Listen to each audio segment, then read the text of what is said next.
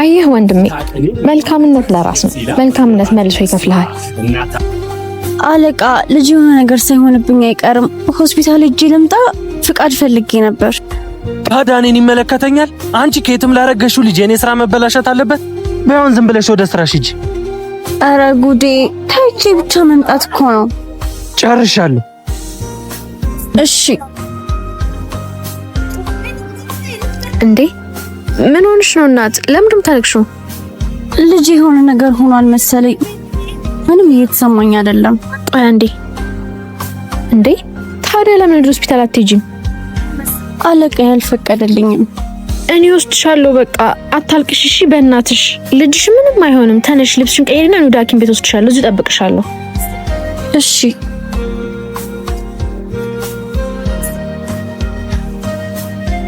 ወዴት ነው?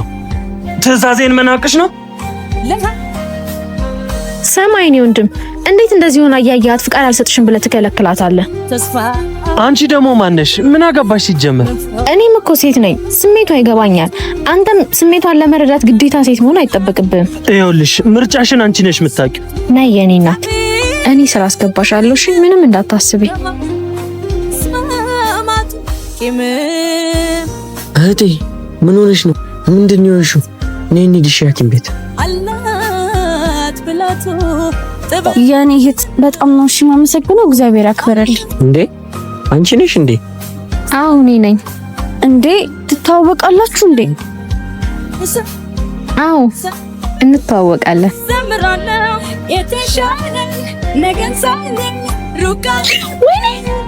ወይኔ ስልኬን አይንባ ተቆጋ ካወቴ ምንነ ፓጨናን ኩመቴ ይሻላዳ አመሰግናለሁ። ምንም አይደል። ታዳኔ ማታ ቦንቺስ ያሬሁ የሷነቷት አየህ ወንድሜ፣ መልካምነት ለራስ ነው። መልካምነት መልሶ ይከፍልሃል። አንቺ ደግሞ በዚህ ደውይልኝ እሺ?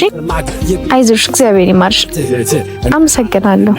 ውበት ብለ ውቢት፣ ጀግና ብለ ጀግኒት፣ ክብር ብለ ክብርት፣ አንድናይ ሰጣት የሷ ሞዴል ከታየ ፍቅሯ